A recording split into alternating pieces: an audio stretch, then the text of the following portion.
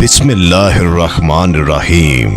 शुरू करता हूँ अल्लाह के नाम से जो नहायत मेहरबान और रहम वाला है।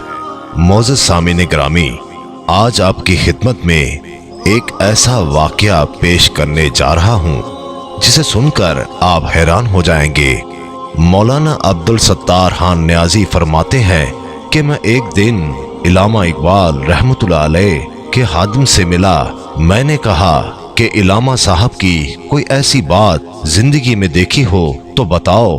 वो फरमाते हैं, जिंदगी में इकबाल ने मुझसे वादा लिया था कि ये बात किसी से बयान न करना। अब चूंकि फौत हो चुके हैं इसलिए बयान कर रहा हूँ। बात ये थी कि मैं रात को सोया हुआ था, 2 बजे का वक्त होगा, रात का पिछला पहर था कि इलामा साहब ने मुझे जगाया और कहने लगे कि मेरे खास मेहमान आए हैं, जाओ और उनके लिए लस्सी लेकर आओ। वो कहते हैं, मैं आंखें मलता हुआ उठा और हैरान हुआ कि इस वक्त लस्सी कहाँ से मिलेगी और मेहमान कौन आया है। उस वक्त अंदर कमरे में बुजुर्ग बैठे थे। कमरा जगमगा रहा था, चेहरे पर नूर की बारिश हो रही थी।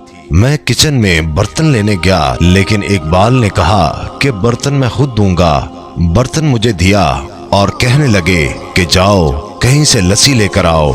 मैं गली में जा रहा था कि इस वक्त लस्सी कहाँ से मिलेगी। जो ही मैंने गली का मोड़ काटा, देखा तो सामने एक खोखा बना था। एक बाबा जी लस्सी बना रहे थे।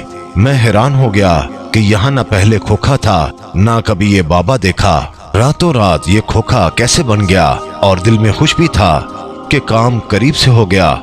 अब सुबह पता करेंगे कि ये खोखा किसने बनाया। मैंने उनको कहा कि 2 गिलास लस्सी बना दें। उन्होंने लस्सी बना के दी।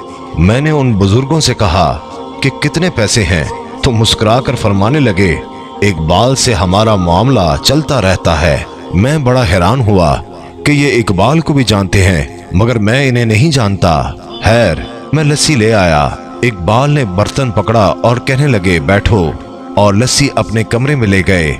लस्सी मेहमान को पेश की। अब मैं अगले हुक्म का मुंतजर था कि मेहमान रात ठहरेंगे या जाएंगे। थोड़ी देर के बाद आवाज आई कि मेहमान उठ खड़े हुए हैं। इकबाल दरवाजे तक छोड़ने गए, बगलगीर हुए और दरवाजे से बाहर निकले। वो कहते हैं, मैं भी दौड़कर निकला। मैंने कहा कि आप इलामा साहब आराम करें, मैं दरवाजा बंद कर देता हूँ। इलामा साहब अंदर चले गए। मुझे अल्लाह की इज्जत की कसम, जब मैंने बाहर झांका तो वहाँ कोई नहीं था।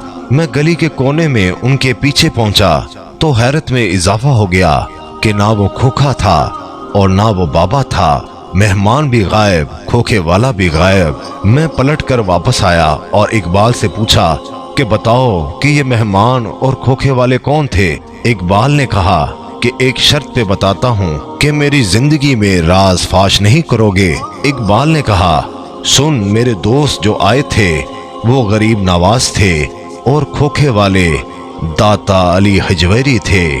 सुभान अल्लाह।